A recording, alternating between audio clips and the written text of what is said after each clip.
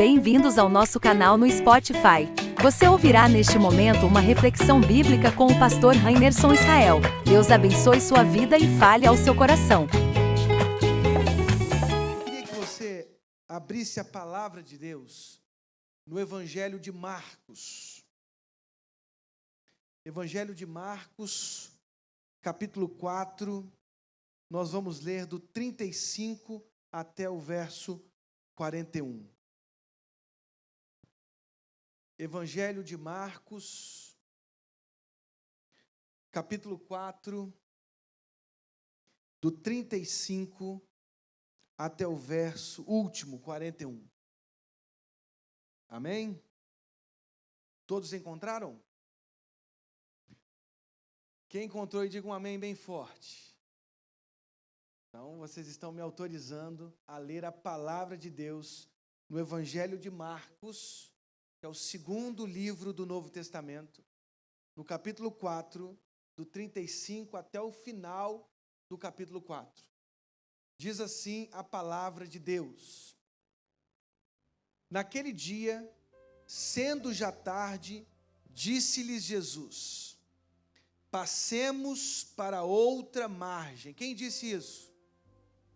Jesus. Então Jesus disse aos seus discípulos: Passemos para outra margem. E eles, despedindo a multidão, foi um dia muito cansativo. Jesus tinha proferido suas parábolas, o seu ensino, ele passou o dia inteiro ensinando as boas novas do reino. Despedindo a multidão, o levaram assim como estava, no barco. E os outros barcos o seguiam. Ora, levantou-se grande temporal de vento,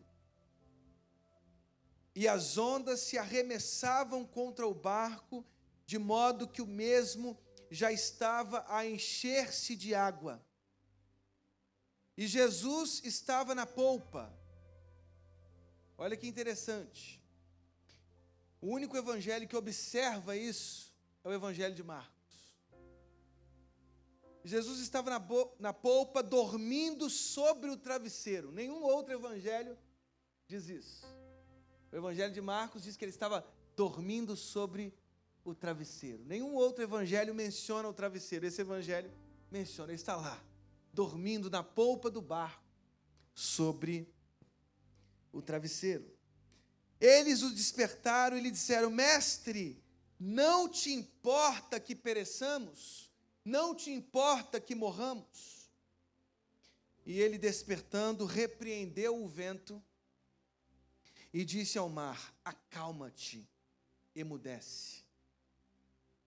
O vento se aquietou e fez grande bonança. Então lhes disse: Por que sois assim tímidos?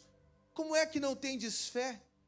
E eles, possuídos de grande temor, diziam uns aos outros: Quem é este que até o vento e o mar lhe obedecem? Aleluia, louvado seja o nosso Senhor pela palavra inspirada pelo Espírito Santo, palavra de Deus para as nossas vidas. Amém, irmãos? Senhor, fala conosco. O Senhor falou de tantas maneiras nesta manhã. Continua, Senhor, falando conosco, através da exposição da Tua palavra, no nome de Jesus. Todo o povo de Deus diz amém. Irmãos, todos nós atravessamos momentos difíceis. Todo ser humano saudável, emocional e existencialmente enfrenta, em alguma circunstância da sua vida, crises. Enfrentamos crises. É impossível driblar as crises. Elas são naturais, elas são intrínsecas à vida. São João da Cruz, no século XVI, um autor espanhol, ele disse: há uma escuridão terrível dentro de mim. Uma expressão que se tornou comum na teologia cristã. A escuridão que às vezes habita em nossas próprias existências. Às vezes temos que atravessar esta escuridão terrível, como diz o Salmo 23. Ainda que eu ande pelo vale da sombra da morte, não temerei mal algum, porque tu estás comigo. A tua vara e o teu bordão me consolam. Atravessamos. Quando olhamos para a Escritura, vemos os personagens principais da história do povo de Deus atravessando momentos difíceis. Imagine só Abraão nos 3 dias a caminho do monte em que ele executaria o seu próprio filho, imolaria Isaque. Imagine a tragédia de percorrer 3 dias consciente de que ele imolaria o seu próprio filho, mas nós sabemos a história, Deus poupou Isaque e providenciou o sacrifício. Mas imagine percorrer 3 dias, consciente desta grande tragédia. O seu filho, o seu descendente, aquele através do qual toda a promessa de Deus percorreria, que era a nação do povo de Deus, a nação de Israel. A morte de Sara, a tragédia do seu filho Ismael, expulso do seu próprio lar com Agar. Queridos, são tragédias na vida do pai da fé, Abraão. Isaque.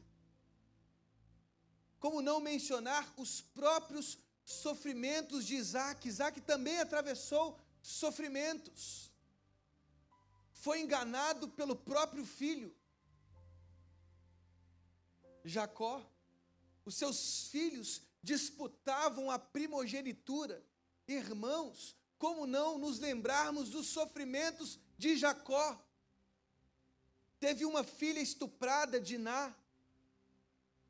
Seus próprios filhos armaram com o filho a quem ele amava profundamente, José, e passou boa parte da sua vida tendo a convicção de que José estava morto.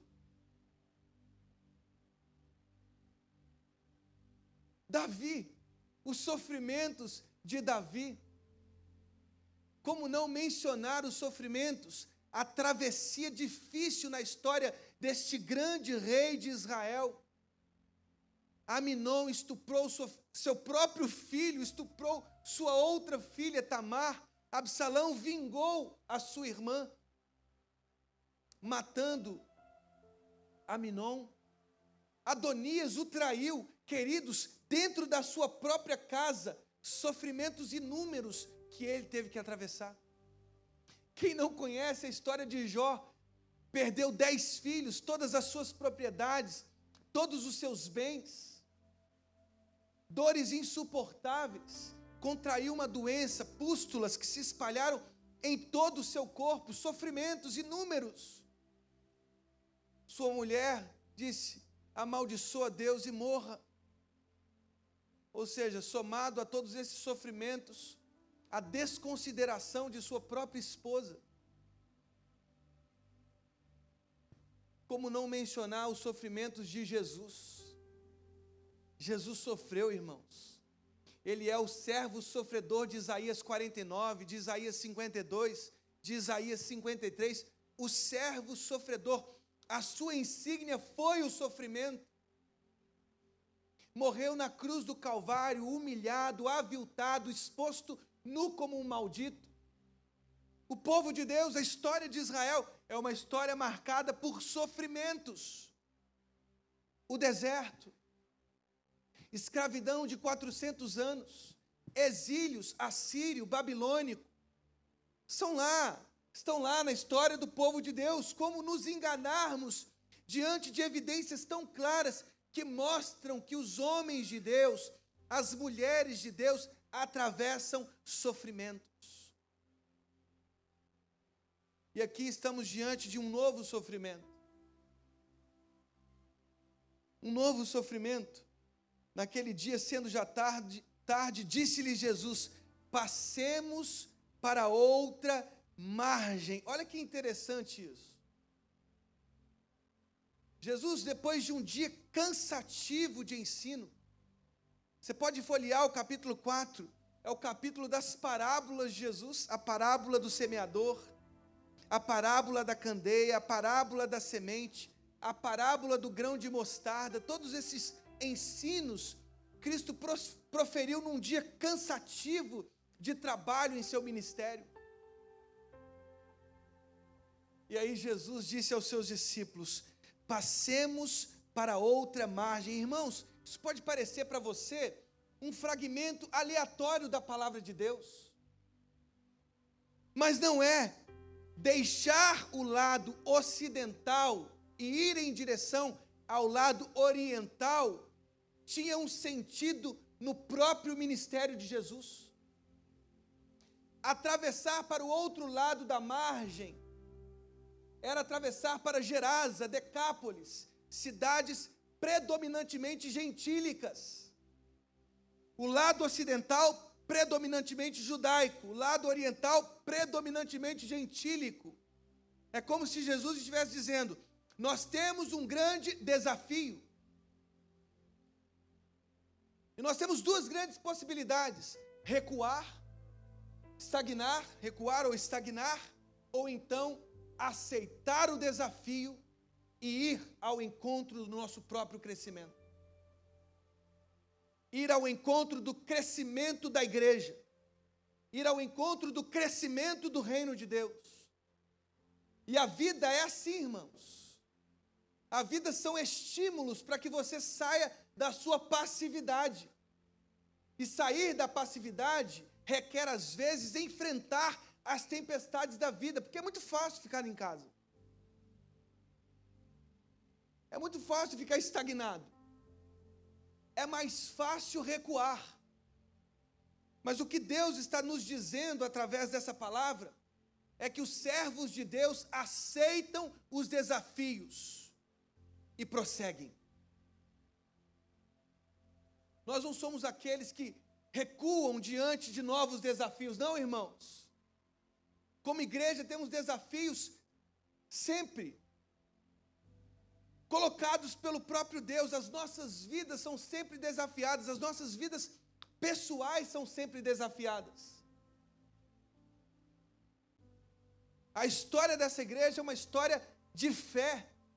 Sair da fazenda lá em Pedro do Rio, alugar sem condições financeiras nenhuma, um salão lá no Granja Brasil, no hotel, e depois sair do Granja Brasil, alugar esse espaço, reformar esse espaço, colocá-lo nessas condições para culto, para as crianças. Foi passos de fé que nós tivemos que enfrentar diante do desafio que Jesus colocou sobre essa igreja: avançar, atravessar para o outro lado da margem. O nosso espírito não se acovardou. Não se acovardem, irmãos, diante dos desafios que a vida nos oferece. O crescimento requer, sim, a certeza, a convicção das tempestades. Jesus disse: passemos para outra margem. Por quê? Atravessar para o outro lado do mar da Galileia significava: estamos deixando os horizontes judaicos para o nosso desafio. O nosso desafio é ganhar o mundo inteiro. É alcançar Gerasa, é expelir os demônios que impedem os gerazenos de viver. É enfrentar as tempestades, os ventos contrários, porque queremos alcançar 10 cidades gentias. Quais são os desafios que você tem enfrentado na sua vida pessoal? Quais são os desafios que você tem enfrentado na sua vida familiar? São intrínsecos, irmãos. Quem disse para você que lá, cerrado em seu próprio quarto, fechado em sua própria casa, você não vai enfrentar dores mais avolumadas ainda, piores ainda? Jesus está dizendo: passemos para outra margem. Passemos para outra margem. Nós não podemos ser impedidos, irmãos, de continuar prosseguindo em nossas vidas. dentro das nossas casas, nas nossas empresas, nos nossos trabalhos, nos desafios conjugais, enfrentamos essas tempestades e temos que enfrentar porque o crescimento requer de nós estes desafios. Amém, queridos irmãos? Não é hora de recuar. Quando a vida te dá uma bordoada, ela está dizendo: eu quero mais de você. Eu quero mais de você. Eu quero mais de você, em nome de Jesus. E eles, despedindo a multidão, o levaram assim como estava no barco, e outros barcos o seguiam. Verso 37. Ora, se levantou grande temporal de vento. Grande temporal de vento. Eu não sei se vocês sabiam disso, mas o Mar da Galileia, ele se localiza 213 metros abaixo do nível do mar. 213 metros abaixo do nível do mar. Ele tem 21 quilômetros de extensão e 8 quilômetros de largura. O extremo sul deste lago, no extremo sul desse lago, nós temos profundidades, vales profundos que são cercados por penhascos. Os ventos se afunilam nesses penhascos e no encontro com estas profundidades, com esses vales, geram tempestades horríveis. Os discípulos estavam atravessando o lago da Galileia quando eles foram surpreendidos por estes ventos contrários. E preste bem atenção, irmãos. Estes discípulos eram pescadores experientes. Eles conheciam o mar. Mas neste momento, este mar se avolumou. Esta tempestade se agudizou. Essa tempestade fez com que as ondas se elevassem ao ponto de alcançarem o próprio barco. Diz a palavra de Deus, verso 38. Mestre, não te importa que pereçamos? Não te importa que pereçamos? Veja, irmãos, o estado de perplexidade dos discípulos. Não estamos falando de alguém que conheceu o mar naquele momento e foi surpreendido por qualquer vento. Não. Esses ventos que se afunilavam naqueles penhascos que limitavam esse extremo sul do lago da Galileia, provocou uma tempestade fortíssima. E aqueles discípulos experientes navegadores, pescadores, começaram a se desesperar. Mestre, não te importa que morramos? Mestre, não te importa que pereçamos? Jesus estava lá roncando, na polpa do barco, sobre o travesseiro, dormindo.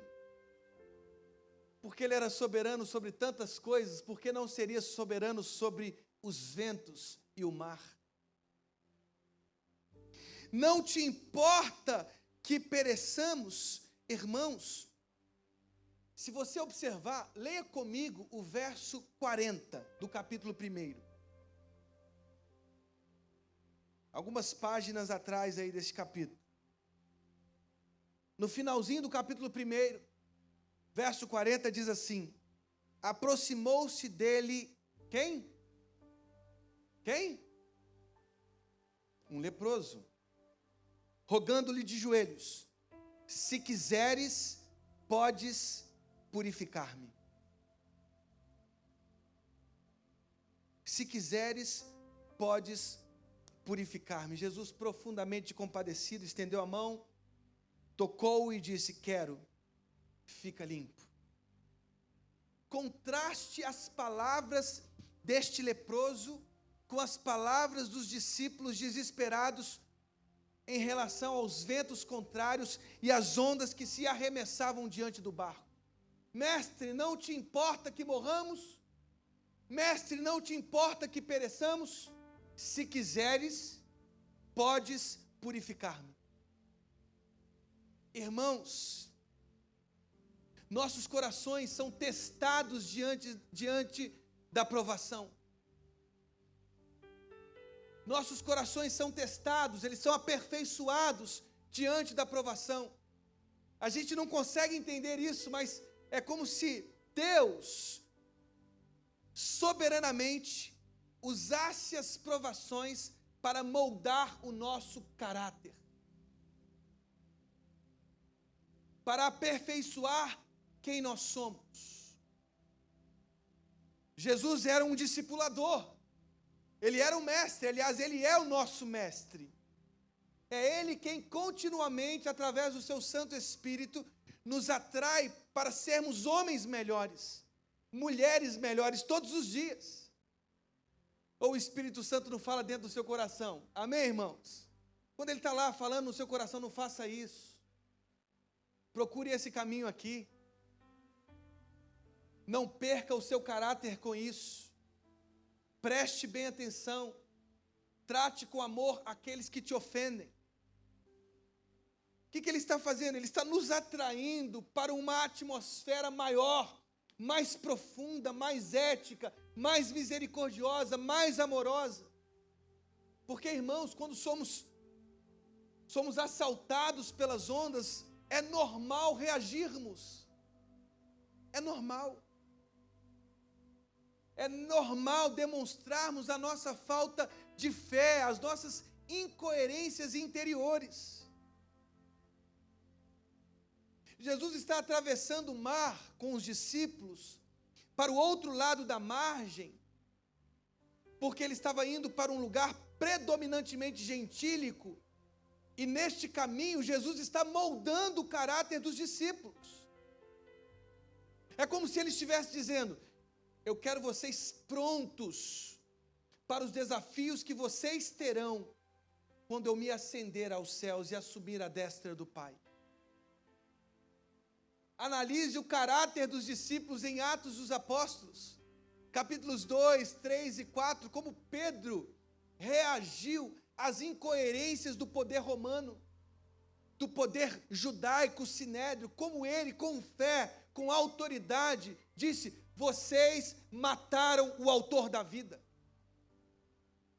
Lá na mesma casa de Caifás, Anás, os sumos sacerdotes, ele que tinha negado no mesmo lugar por 3 vezes Jesus, depois de moldado, vocês mataram o autor da vida. Todo o caminho de Cristo foi um caminho discipular, ele estava moldando, e os sofrimentos, irmãos, são universidades, nas quais e através das quais o nosso caráter é moldado. Quando passamos por provações, quando passamos por dificuldades, saibam, estamos numa grande faculdade, numa grande universidade, sendo moldado em nosso caráter. Por isso Tiago, no capítulo 1, disse uma coisa paradoxal: tenham por motivo de profunda alegria o passar por provações. Como é que alguém pode dizer um absurdo desse? Como é que eu posso sentir alegria atravessando as provações? Claro, porque quando chegarmos do outro lado da margem, olharemos para tudo isso e entenderemos quais eram os caminhos soberanos, oniscientes e onipotentes de Deus para moldar a nossa vida. Mestre, não te importa que pereçamos? Qual é o nosso coração? É o coração dos discípulos, que permite que o próprio desespero assuma o controle das nossas emoções?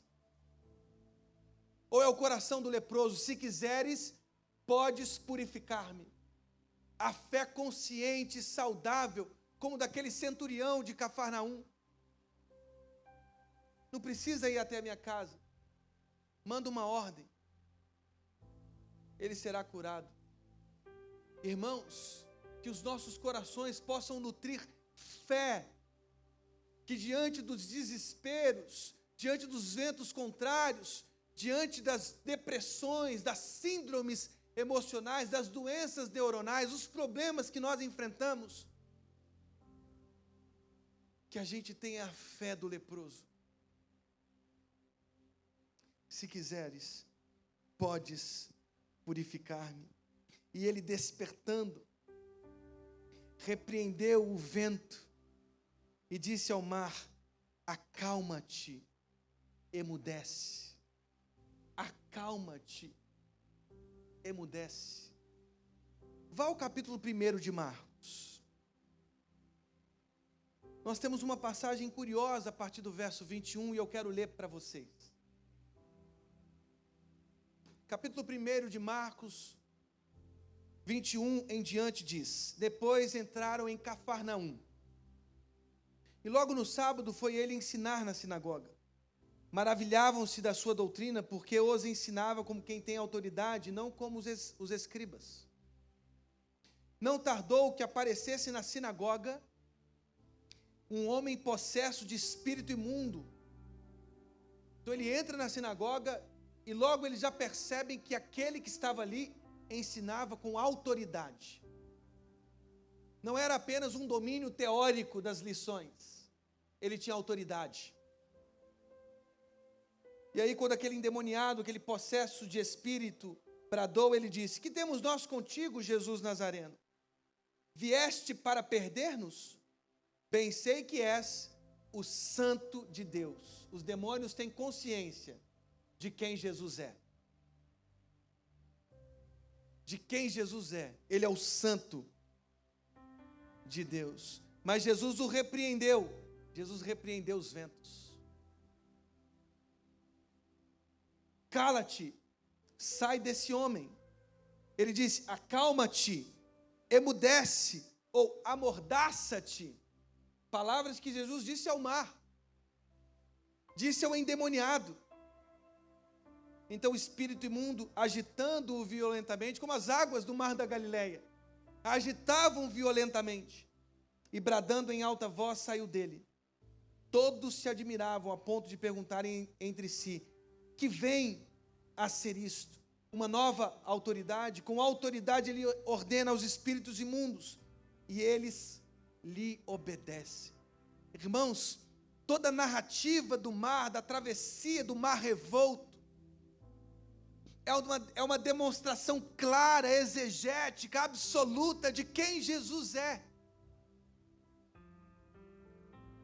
Ele tem autoridade sobre os espíritos imundos. Vieste perder-nos? Sabemos quem é você. Tu és o Santo de Deus. Os demônios têm consciência de quem Ele é. Amordaça-te, emudece-te. Eles, revirando violentamente, deixaram aquele homem, e aquele homem se tornou são. Jesus tem autoridade sobre o sábado. No final do capítulo 2, do 23 ao 28, Jesus estava colhendo espigas com seus discípulos. E os escribas, os fariseus daquele tempo, repreendiam porque era dia de sábado. Olha que impressionante isso, irmãos.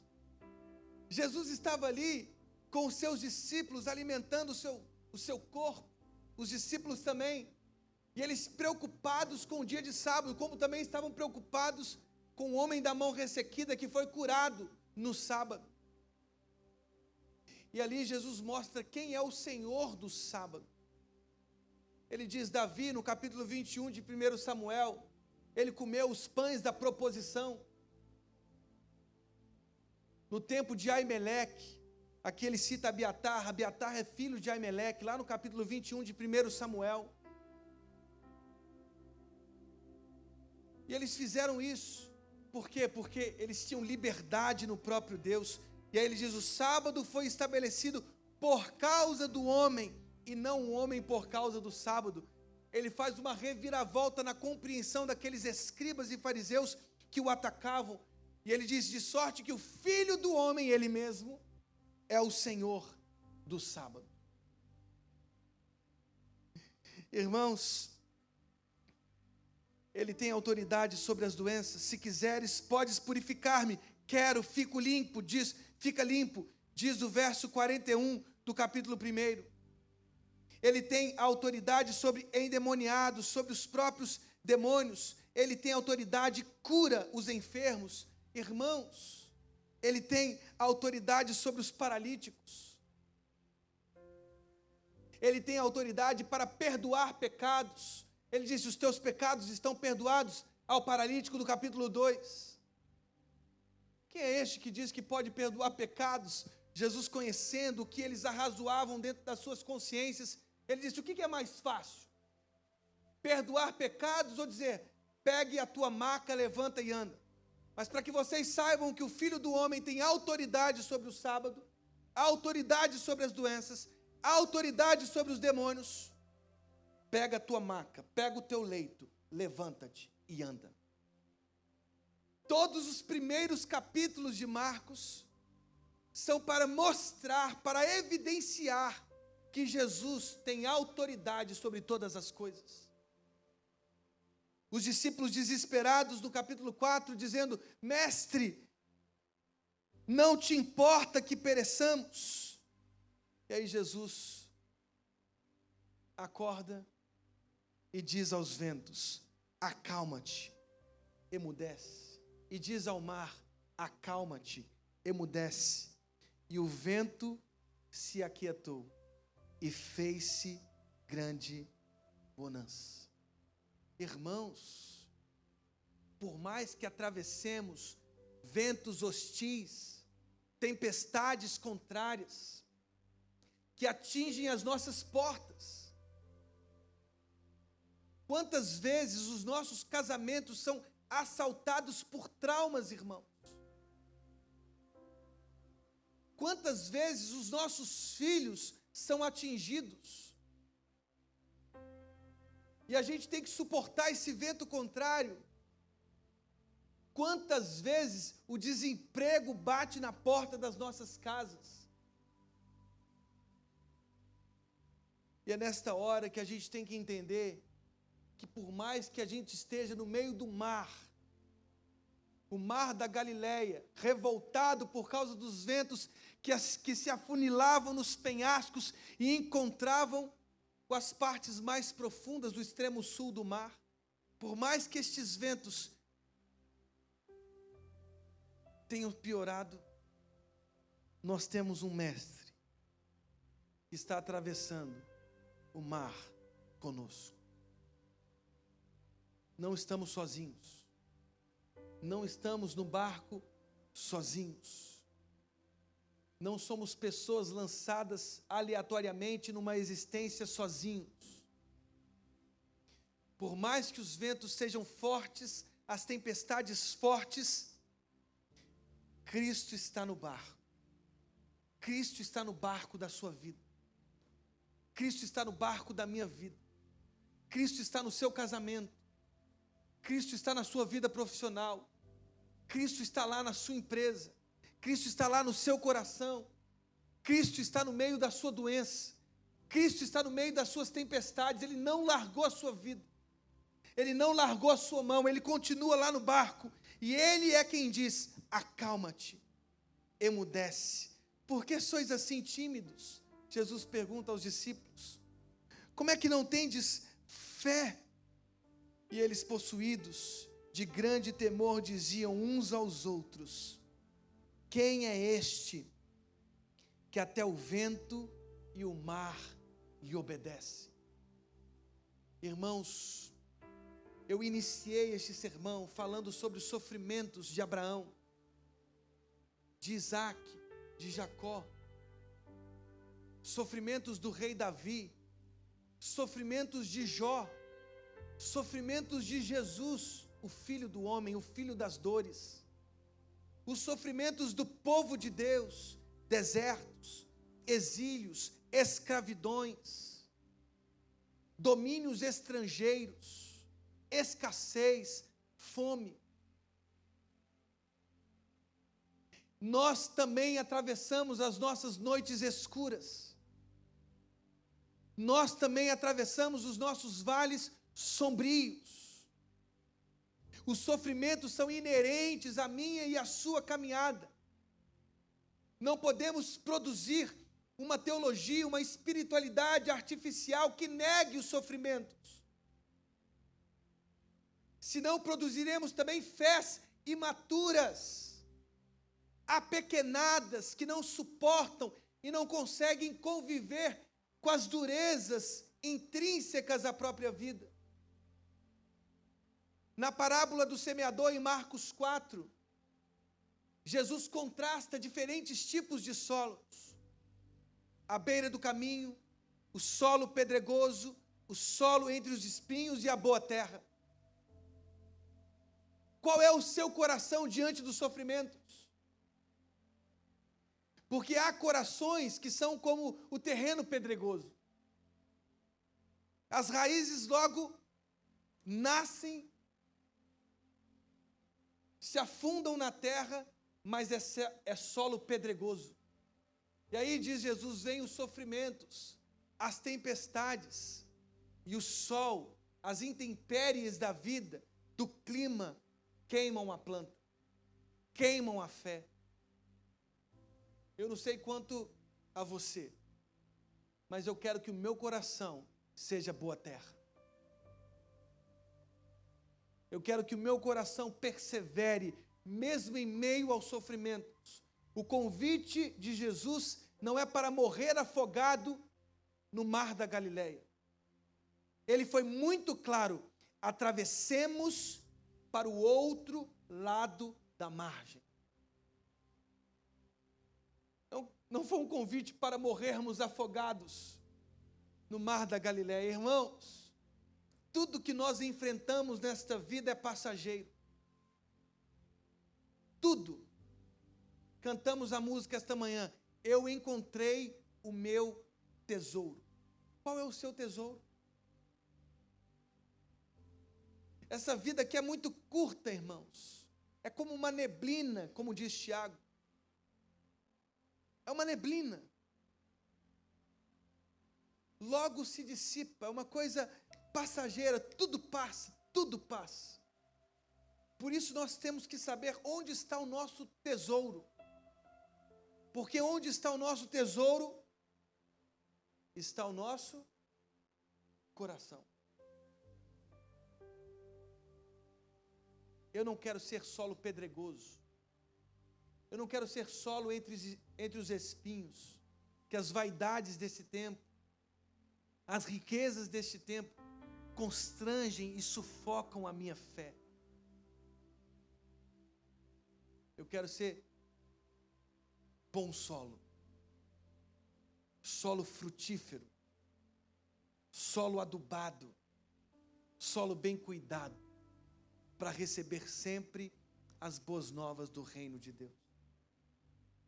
As tempestades virão, os ventos contrários virão, os ventos se afunilarão nos penhascos e se encontrarão com as profundidades do mar da Galileia. Mas quando essas ondas se arremessarem no nosso barco, lembrem-se quem está nele. Nas nossas vidas, quem está é o próprio Jesus. O próprio Jesus que disse, emudece-te. É o que está hoje aqui, neste lugar, acalmando, aplacando as nossas iras, os nossos ódios, nosso desespero, os nossos medos, acalmando as nossas atitudes, aperfeiçoando o nosso caráter e nos convidando para o lado oriental do mar da Galileia. Atravessar é difícil, mas alcançar novos estágios da vida de forma madura, crescer, ver o reino sendo sinalizado, requer de nós a coragem de suportarmos os sofrimentos e termos a fé do leproso. Se quiseres, podes purificar. Vamos nos colocar de pé?